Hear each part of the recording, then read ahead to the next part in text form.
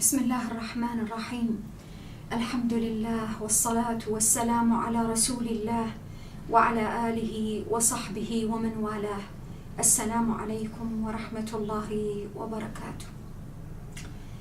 لازلنا في بدايات تدبرنا لسورة التوبة، هذه السورة التي ما من سورة في كتاب الله أسيء فهمها وأسيء تأويلها في كثير من الأحيان، وأسيء كذلك الاستدلال بها مثل هذه السورة، سورة التوبة التي جاءت تحمل فضيلة من الفضائل، جاءت تحمل حتى في مسماها ومنذ البداية علاقة تربط بين الإنسان وخالقه، علاقة مبنية على التوبة والمغفرة والرحمة والعدل والحق.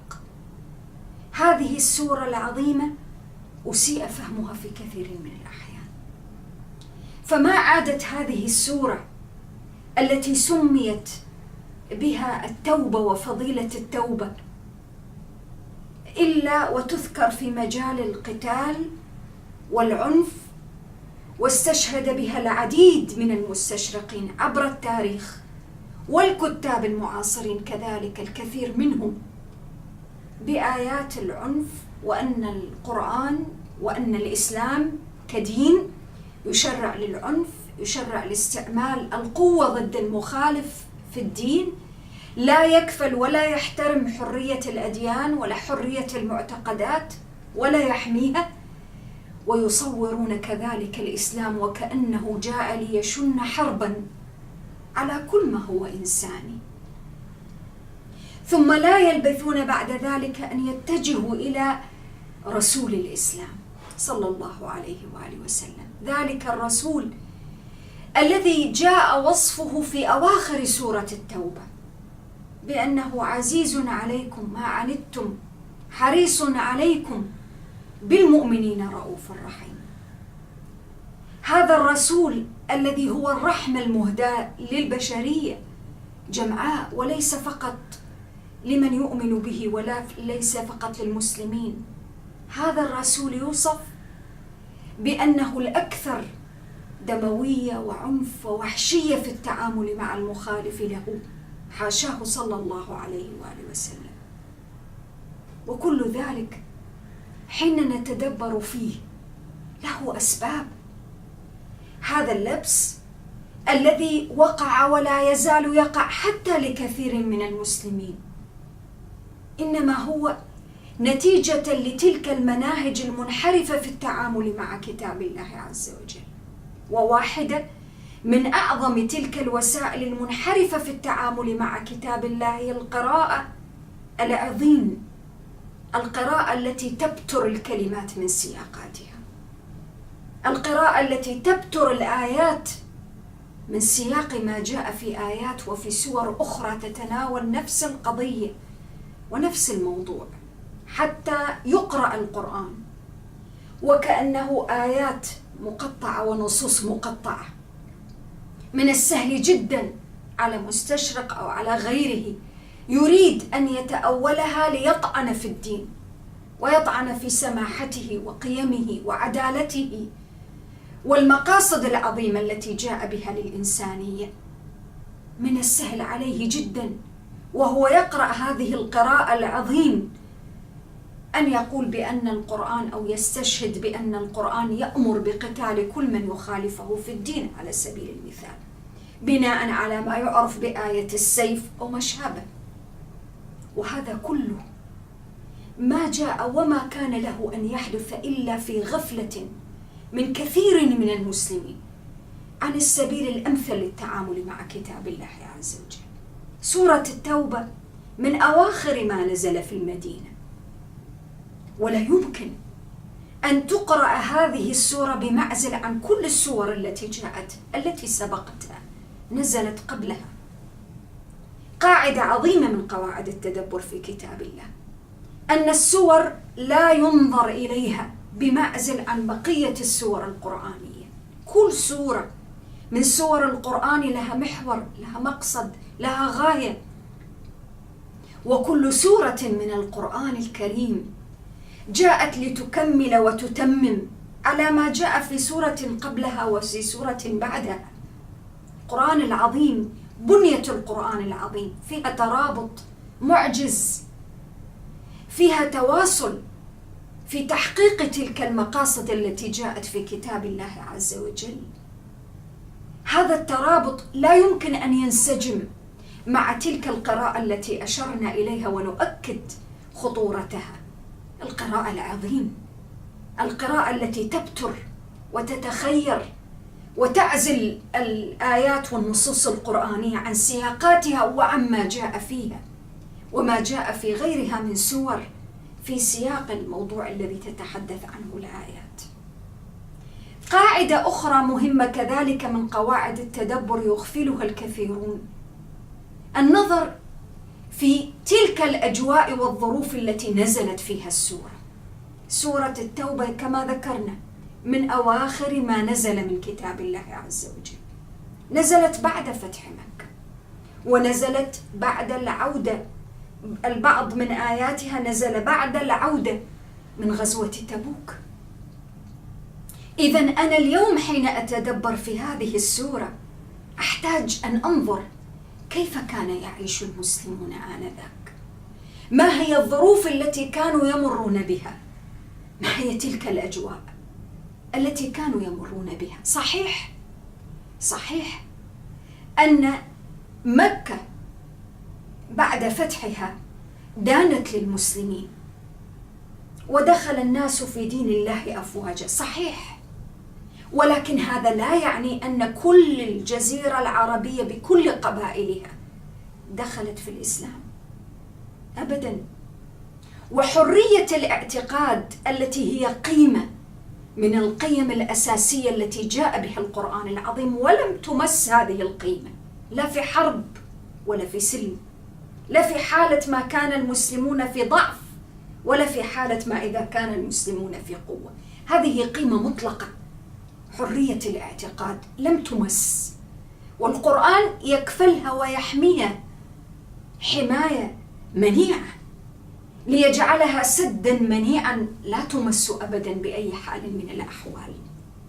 هذه الحرية، حرية الاعتقاد، هي السر وراء أن بعض القبائل العربية بعد فتح مكة ما دخلت في الإسلام، بقيت على ما هي عليه.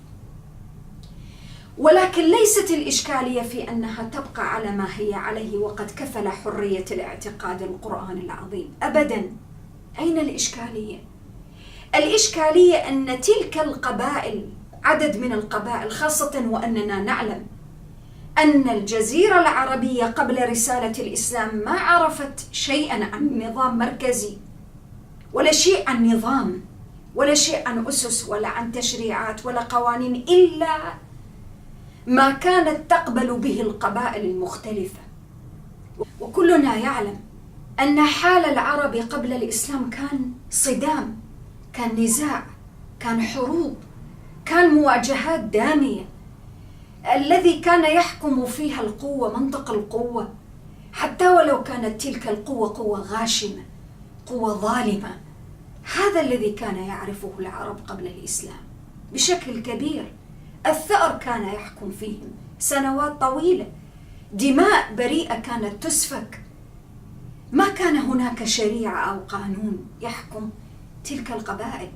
ولذلك ولنا أن نتكلم عن هذه المسألة في هذا السياق.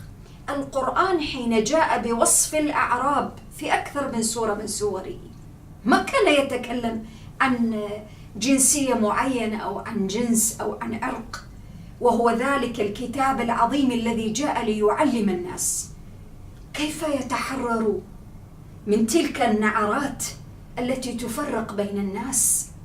ذلك القرآن الذي جاء يربيهم على المساواة في أصل الخلقة. ما كان للقرآن أن يتكلم عن الأعراب باعتبار أنها قومية أو باعتبار أنها شيء من هذا أبدا. كان يتكلم عن الأعراب بوصفها حالة من البداوة. حالة من البداوة ليست متمثلة في أن الإنسان فقط يعيش في خيمة أو لا، حالة من البداوة فرضت أساليب حياتية معينة أبعد ما تكون عن النظام، أبعد ما تكون عن التشريع والخضوع والخنوع لسيادة شرائع وقوانين وأنظمة. هذه الحالة التي انتقدها الإسلام وانتقدها القرآن في أكثر من موضع، حين انتقد بعض الأعراب في بقائهم على تلك البداوة التي كانت تمسح تلك الجوانب الحضارية العظيمة التي جاء القرآن وجاءت رسالة القرآن بها. هؤلاء بقوا على البداوة التي كانت فيهم، فوصفهم القرآن العظيم حين وصف البعض منهم قالت الأعراب آمنا قل لم تؤمنوا وإن كثيرا من الأعراب.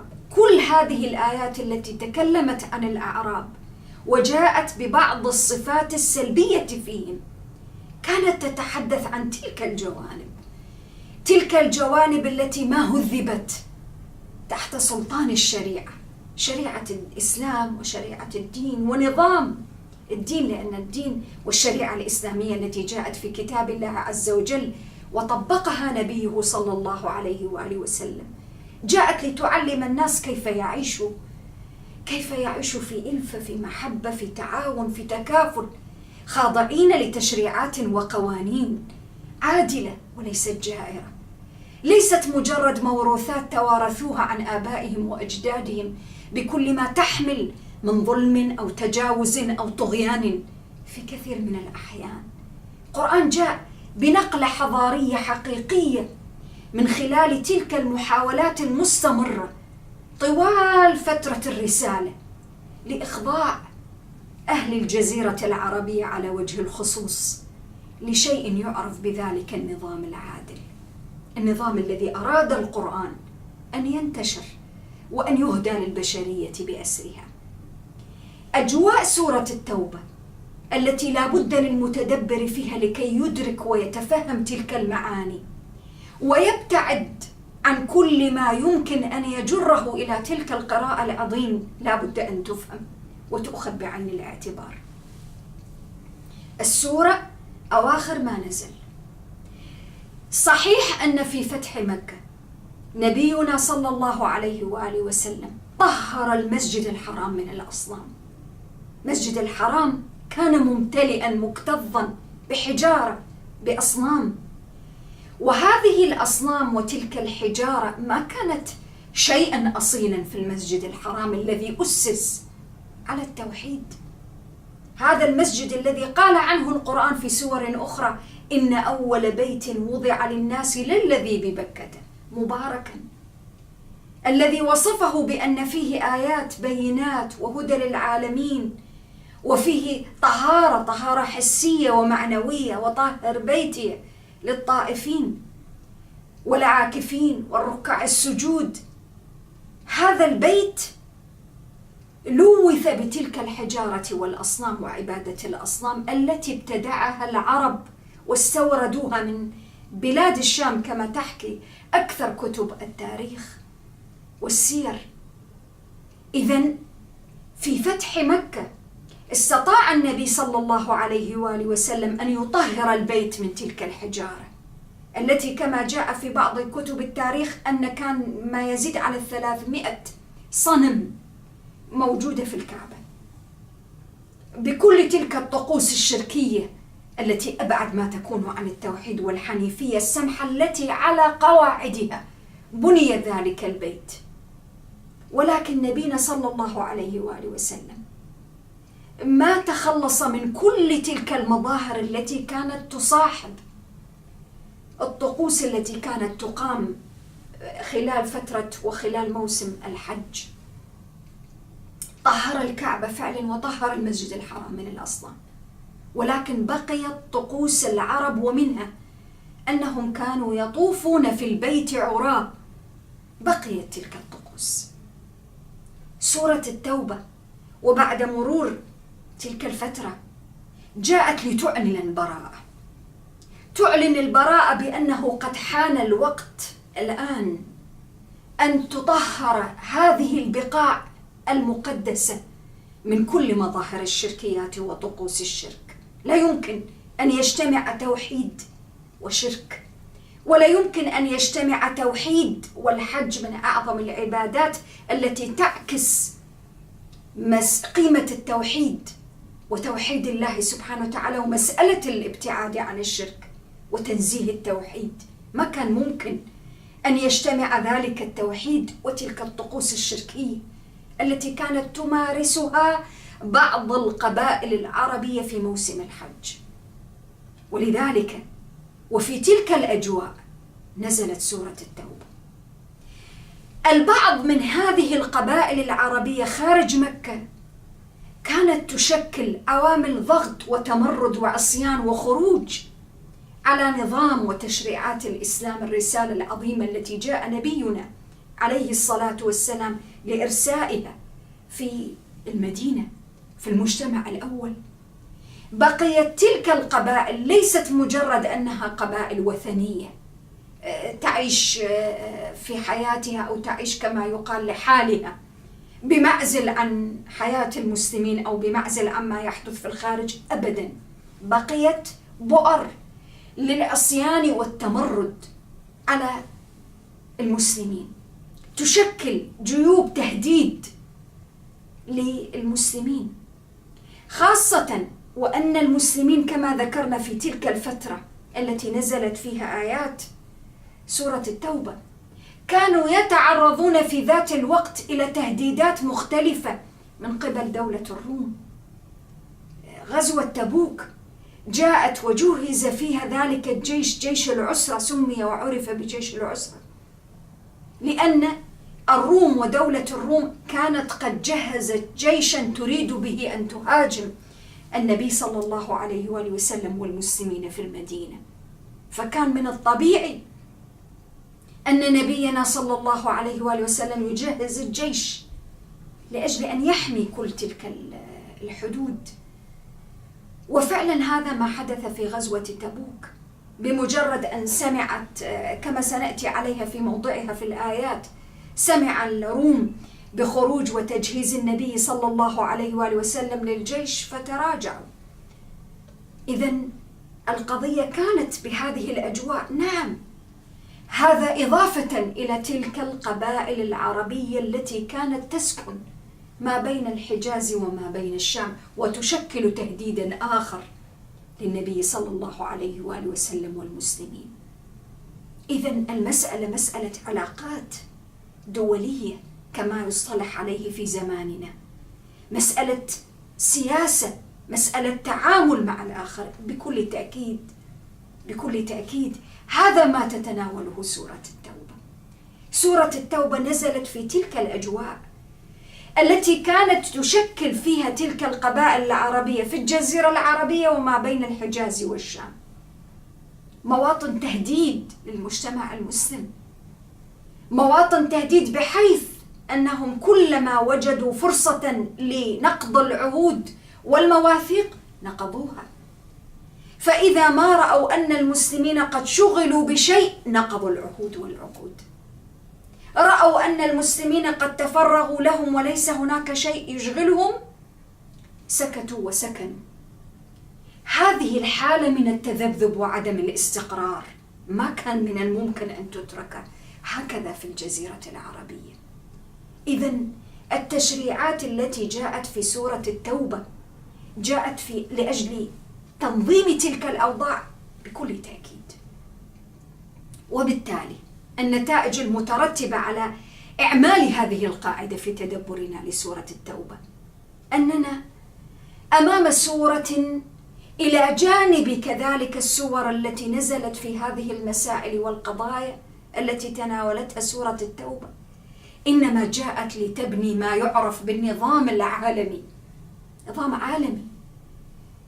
وكلنا يدرك ويعلم أن الجزيرة العربية في ذلك الوقت كان أبعد ما تكون عن شيء يسمى نظام، ناهيك عن أن يكون نظام عالمي. فنبينا عليه الصلاة والسلام ومن خلال هذه الرسالة العظيمة في كتاب الله أراد أن يبني دعائم، قيم، إطار عام لذلك النظام العالمي يخضع له القاصي والداني. وليست القضية تتعلق بحرية الاعتقاد، لا تناقض لا تناقض بين الأمرين. وهنا وحين نتأمل ونقرأ ونمر على ما كتب في كل ذلك حول سورة التوبة، نجد أن الطعون التي طعن فيها في الإسلام لا تكاد تعد ولا تحصى، كثيرة جدا مهولة. تلك التأويلات كذلك في نفس الوقت التي لجأت إليها بعض الجهات والعناصر المتطرفة المتشددة التي ابتغت سبيل العنف وشوهت صورة الإسلام قتلا وتدميرا وتهجيرا للبشر، للناس مسلمين وغير مسلمين، استدلت كذلك بتلك النصوص المبتورة سواء كان من سياقاتها أو من الآيات التي جاءت في نفس القضية لتشرع وتؤكد وتبين كذبا وزورا وافتراء على نبينا صلى الله عليه وآله وسلم أن هذا النبي الكريم الذي وصفه القرآن بأنه نبي الرحمة وأنه ما أرسلناك إلا رحمة للعالمين، إنما هو نبي السيف ونبي الصراع ونبي العنف، وجاء بالسيف وجاء بالعنف وجاء ليجبي من الناس أموالهم ويأخذ منها عن طريق الجزية. نبينا عليه الصلاة والسلام حاشاه ما جاء لأجل أن يجمع أموالا، ما جاء لأجل أن يقتل أو يقطع رقابا.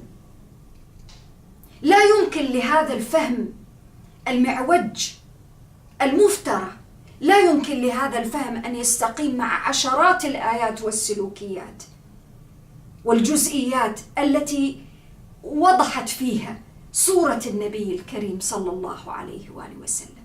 وأن لنبينا لو أننا تدبرنا وتفكرنا وقد فتح مكة وآذوه أهلها أيما إيذاء، آذوه أهل مكة وأخرجوه منها وفعلوا مع أصحابه ومن اتبعه ما فعلوه على مدى سنوات. أنى لهذا النبي الكريم وقد عفى عنهم جميعا، أنى له بعد ذلك أن يحارب أو يقتل أو يفعل لأجل من خالفه في دينه؟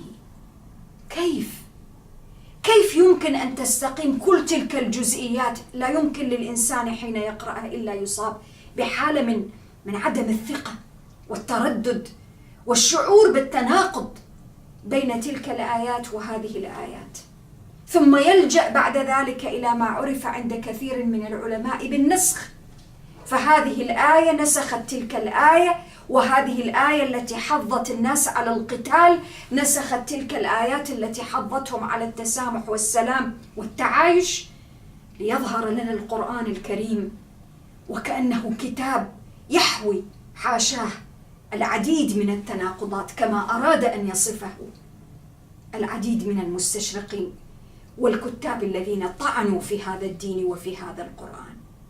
إذن سورة التوبة ترد كل هذه الأباطيل من بداياتها وتبين لنا منذ أول كلمة، وهي السورة الوحيدة التي جاءت بدون ذكر البسملة فيها. تعددت أقوال المفسرين والكتاب لماذا لم تذكر البسملة في سورة التوبة، والذي أراه والله أعلم أن هذه السورة العظيمة جاءت بمثابة إعلان دولي، إعلان لصيغة وشكل وإطار ما أشرنا إليه النظام العالمي الجديد. اليوم في عالمنا المعاصر الكل يتحدث عن نظام عالمي جديد، ولكن هذا النظام العالمي الجديد نظام أفرغ من قيمه، نظام ليس فيه تلك القيم التي جاءت في هذه السورة العظيمة. ولذلك قلنا أن سورة التوبة جاءت بدون البسملة، لأن هذا الإعلان العالمي عن النظام العالمي الجديد الذي جاء به القرآن في هذه السورة جاء يخاطب البشرية، جاء لا يخاطب فقط المسلمين، يخاطب البشرية. وإذا تذكرنا وعلينا أن نذكر أن نبينا صلى الله عليه وآله وسلم في وثيقة صلح الحديبية أراد أن يكتب بسم الله الرحمن الرحيم، تلك البسملة التي تفتتح بها كل سور القرآن، فإذا بالمفاوضين من قريش يستنكرون ذلك عليه ويقولون لا، نحن لا نعرف الرحمن الرحيم، هذا ربك، نحن نعرف باسمه، بسم الله فقط. أصر بعض المسلمين أن يكتبوا بسم الله الرحمن الرحيم صيغة البسملة كاملة، ولكن النبي صلى الله عليه وآله وسلم بحكمته وبعد نظره وافق المشركين على ما أرادوا، فكانت التسمية المعروفة في وثيقة صلح الحديبية.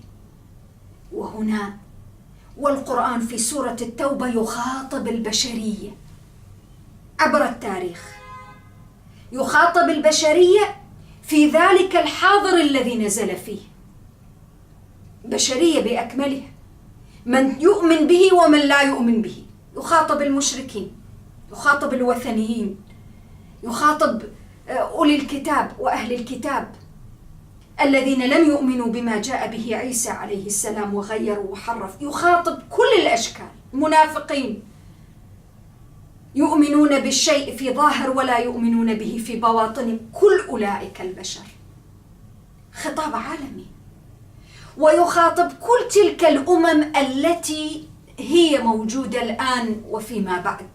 القرآن رسالة عالمية تجاوزت حدود الزمان، تخاطب الإنسان في كل وقت في كل زمان، ولذلك جاءت بهذه القيم وهذا الإطار بدون ذكر البسملة.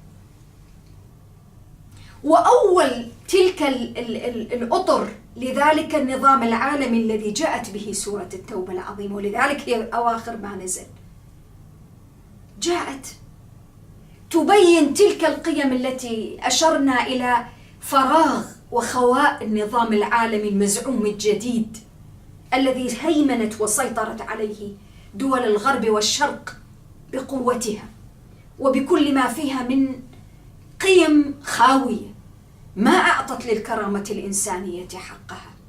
سورة التوبة جاءت على العكس من ذلك تماما في تلك المرحلة المبكرة.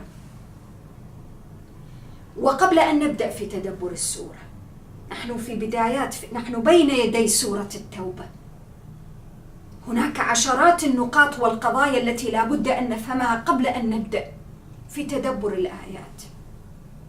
النظام العالمي الجديد في واقع الأمر الذي يتشدق به المتشدقون في زماننا، نظام لا يعرف إلا منطق القوة، منطق القوة الظالمة الغاشمة، منطق القوة الذي سيطر على تلك الدول التي هي أقل حظا منه في مجال القوة، سواء كانت تلك القوة قوة اقتصادية، قوة سياسية، قوة عسكرية، قوة صناعية، قوة اجتماعية، لا ضير ولا اختلاف. هذا النظام العالمي الجديد هو ما يمكن أن نفهمه ضمن ما أعلنته هيئة الأمم المتحدة. هيئة الأمم المتحدة مجموعة من الأمم تضم في عضويتها كل تلك الدول التي لها سيادة والتي لها مصالح ذاتية وتعرف كيف تحمي تلك المصالح الذاتية. وواقع الأمر أن ذلك الإعلان عن حقوق الإنسان الذي أعلنته الإعلان العالمي لحقوق الإنسان الذي أعلنته وتبنته الأمم المتحدة في نشأتها فيه الكثير من الأمور العظيمة، القيم والمبادئ التي جاء الإسلام والقرآن بها وأسسها وحماها وبناها نبينا صلى الله عليه وآله وسلم في تلك المرحلة المبكرة، ليس فقط من الزمن ولكن في عمر البشرية وتاريخها. الصعوبة تكمن ليس فقط في الزمن، الصعوبة تكمن في تلك الظروف الشديدة الصعوبة التي واجهها نبينا عليه الصلاة والسلام.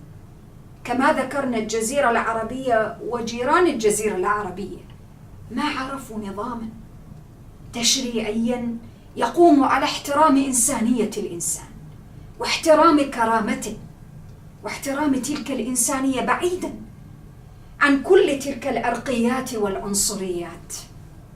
في تلك الأجواء الشديدة الصعوبة الوعرة نبينا عليه الصلاة والسلام أسس لذلك النظام العالمي. وجاءت السور في كتاب الله عز وجل تؤسس وتبني هذا النظام في تلك المرحلة المبكرة. ولكن عودا على ما ذكرنا في واقعنا وواقع الأمم المتحدة التي جاءت بحماية حرية الإنسان على سبيل المثال في العبادة والاعتقاد، حرية الإنسان، المساواة، العدالة لكل إنسان، الحق في العيش الكريم، حرية التنقل، عشرات الحقوق. ولكن ليست الإشكالية في سن التشريعات والقوانين أبداً، الإشكالية في تطبيق تلك القوانين والتشريعات وحمايتها من عبث العابثين ومن سطوة الظالمين ومن ظلم الجائرين ومن بغي المعتدين. والذي حدث لتلك الوثيقة وحدث كذلك ويحدث لهيئة الأمم المتحدة أنها قد اختطفت من قبل تلك القوى العظمى أو ما تعرف بالقوى العظمى في زماننا، قوى التي سيطرت على العالم، حكمت ظلما وعدوانا. التركيبة التي قامت عليها تلك الدول القيمية تناقض حقوق الإنسان. لماذا؟ لأنها تجعل المصلحة الذاتية لدولها وكياناتها من وجهة نظرها هي وفلسفتها فوق كل اعتبار، فتسحق شعوب تحت أقدام المصلحة الذاتية، تسحق شعوب، وتوجد طبقيات مختلفة وتكرس تلك الطبقيات سواء كانت الاقتصادية أو السياسية أو الاجتماعية، فيزداد الفقير فقرا ويزداد الغني جشعا وطمعا وغنى وترفا. هذه الطبقية التي أحدثها النظام العالمي الجديد القرآن حاربها وحمى المجتمع الإنساني منها في سورة التوبة. ولذلك سورة التوبة جاء الكلام فيها عن توزيع الزكاة، لمن تدفع الزكاة وكيف تدفع، مصارف الزكاة التي تكفل بأن تبقى الأموال متداولة بين الناس فلا تكون حكرا مصادر الثروات على مجموعة أو على قلة من البشر يزدادوا غنى وترفا، والبقية الباقية من البشرية تحت مستوى الفقر وخط الفقر تعاني الجوع والهلاك والحروب والنزاعات. وإذا تدبرنا كذلك في عالمنا المعاصر الذي يريد أن يفرض سيناريو النظام العالمي الجديد وجدناه أبعد ما يكون عن الإنسانية، يمرر لمصالحه الذاتية التي تقتضي تصنيع الأسلحة على سبيل المثال والضخ بالأموال لأجل تصنيع الأسلحة. والأسلحة لا يمكن أبدا أن تكون ذات أهمية أو قيمة إلا إذا افتعلت الصراعات والنزاعات والحروب الدامية. ولذلك من أعظم ما قدمه ذلك النظام العالمي الجديد الموهوم للبشرية في زماننا هذا زيادة الصراعات والحروب والنزاعات والزيادة في سفك الدماء والزيادة في عدد اللاجئين والمهجرين في كل مكان، المحرومين من لقمة العيش الكريمة ومن ممارسة حقوقهم الإنسانية الطبيعية التي ينبغي لكل الأنظمة أن تكفلها لهم، بعيداً عن التوجهات العرقية أو العنصرية أو الدينية أو الطائفية. في حين أن سورة التوبة جاءت لتبين الإطار العام لذلك النظام العالمي الجديد، نظام عالمي لا يقسم الحدود والأماكن والبشر وفق تقسيمات تتعلق بألوانهم أو أعراقهم أو عنصرهم، لا، العنصرية هدمها الإسلام، هدمها القرآن، والعرق والتعصب للعرق وللقوميات وللأجناس وللألوان هدمتها مبادئ القرآن التي كرمت الإنسان بقطع النظر عن لونه، عن عرقه، عن جنسه، فالناس سواسية أمام ربهم الذي خلق سواسية سواء كانوا بيضا أو سودا، سواسية سواء كانوا فقراء أو أغنياء. الغني يعين الفقير والقوي يأخذ بيد الضعيف. هذا النظام العالمي الذي أرسته سورة التوبة كما سنأتي عليه. صنف الناس على أساس ما يعتقدونه، ليس من باب التفرقة والتمييز ولا من باب المزايدة على حقوقهم في الكرامة الإنسانية أو حقوقهم في القيم التي ضمنتها هذه السورة العظيمة وغيرها من سور القرآن، لا، وإنما لبيان أساليب وأسس التعامل. أما التعامل وفق المبادئ والقيم القائمة على العدالة والحرية والمساواة هذا مكفول 100% في كل سور القرآن، لم يمس، لم ينسخ، لم يغير، لم يبدل، لا في حالة الضعف ولا في حالة القوة، لا في بدايات العصر المدني أو حتى العصر المكي حين كان المسلمون قلة ضعيفة مستضعفة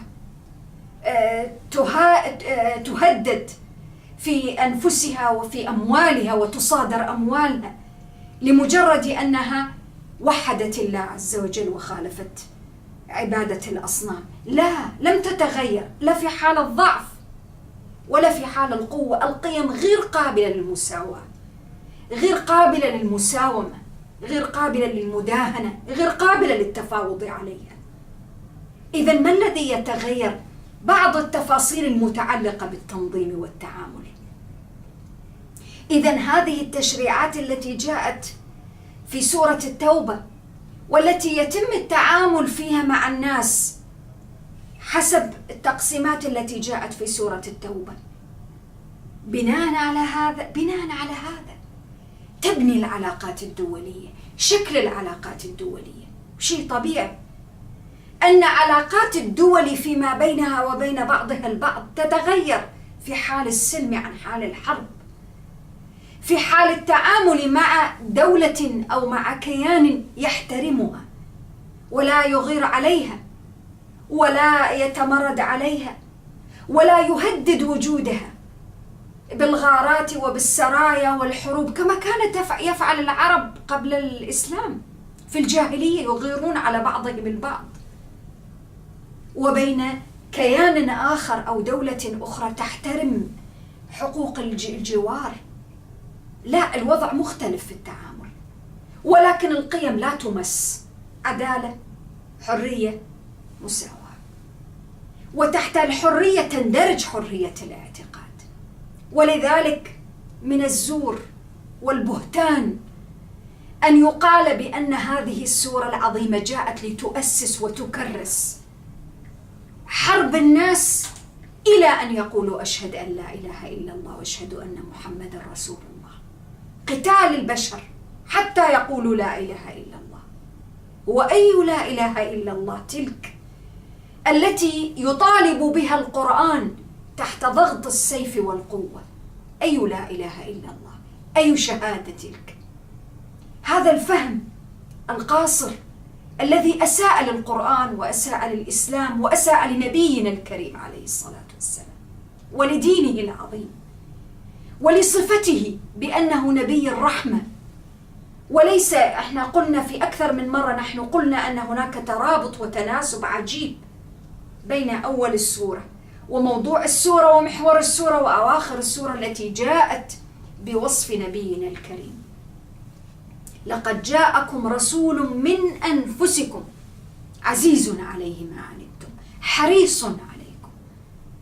هذا النبي العظيم الحريص على البشرية وعلى تحقيق الأمن والسلام فيها من خلال هذه التشريعات وتطبيقها، هو الذي يقتل ويشهر السيف في وجه مخالفيه حتى يقولوا لا إله إلا الله.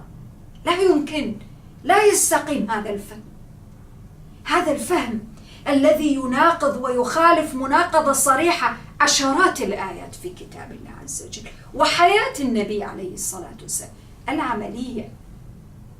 إذن السورة تخاطب من وتتبرأ من في أول آية من آياتها؟ براءة من الله ورسوله إلى الذين عاهدتم من المشركين.